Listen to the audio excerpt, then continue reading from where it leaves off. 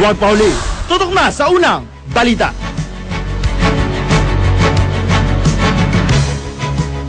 Ako naman Arnold Glavio kasama si Rhea Santos. Narito na ang mga unang balita.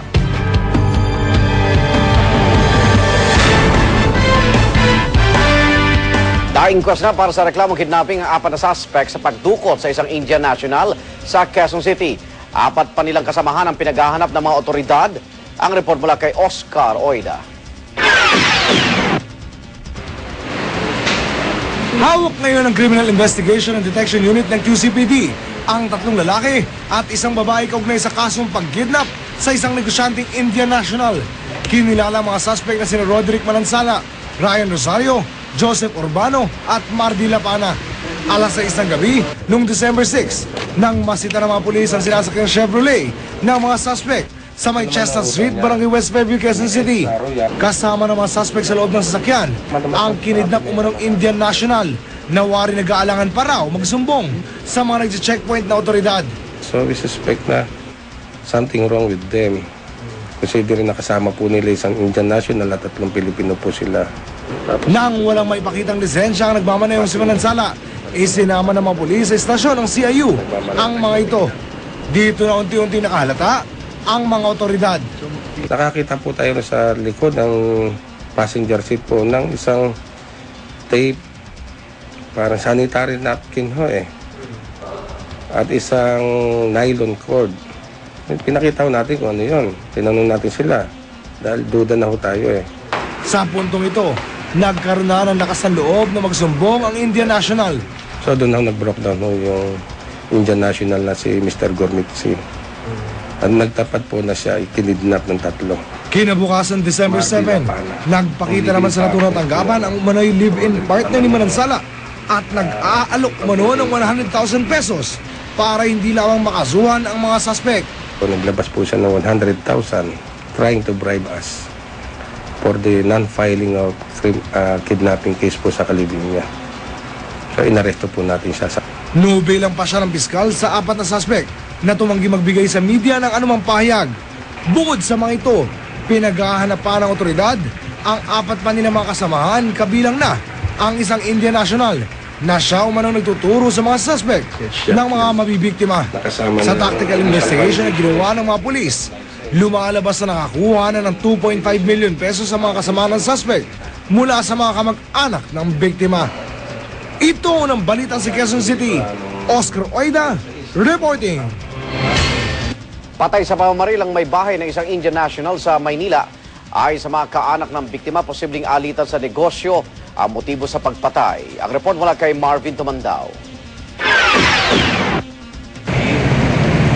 Sa mga tamang ito ng bala sa magkabilang bintana ng SUV, patunay lang daw na walang balak buhay ng mga sospek ang kanilang tinatarget. Alas 10 Lunes ng gabi, pinagbabaril ng 2 di pa nakikilalang sospek ang biktimang si Janet Singh, Pilipinang asawa ng isang Indian national habang nasa driver's seat. Hindi pa natin sure kung anong mga grupo nito, pero riding on tandem. Halos magkasabay lang daw ang pagdating ng kapatid ng biktima at ng paglapit ng mga sospek sa SUV. Pero huli na ang ginawa niyang paghingi ng saklolo. Nakita ko lumapit na tao, binunot yung baril niya. Kaya sabi, sumigaw ko, guard, may baril yan. Baril si ate. Pero di lang dalawa ang mga sospek. Ang mga tanod sa di kalayuan, pinagtututukan pa raw ng baril ng isang lupaw. Sabi ko, baril, tawagin niyo si chairman. Yun ang sabi ko, hindi rin makakakilos yung kagawad namin. Dahil ba kasi ang maputukan. Matapos ang pamamaril, agad daw tumakas sa mga sospek gamit ang motorsiklo. Agad din isinugod si Singh sa ospital, pero idiniklara siyang dead on arrival. Nagdadalamhating sumugod ang mister ng biktima sa ospital na si Surjit Singh.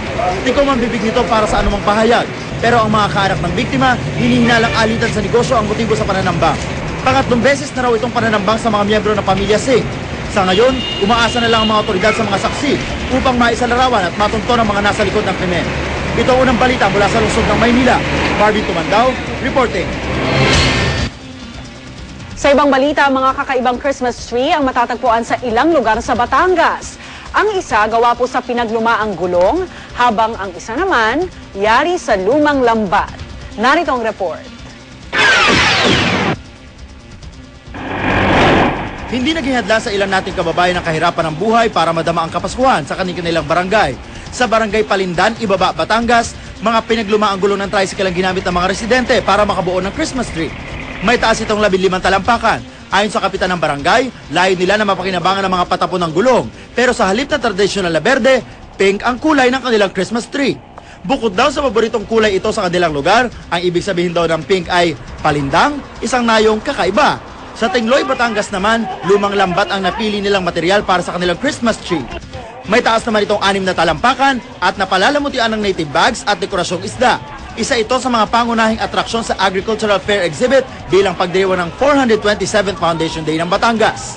Para sa unang balita, Marvin Tumandao, reporting. Dumalaw si Mark Heras sa burol ng kanyang kaibigan na si Marky Shelo sa Antipolo City. Kapwa produkto ng artista search reality show na Starstruck sina Mark at Marky. May live report si Dano Tingkungko. Dano? Rhea, patuloy pa rin ang pakikiramay ng mga kaanak at kaibigan ni Marky Shelo sa ikalawang araw ng kanyang burol.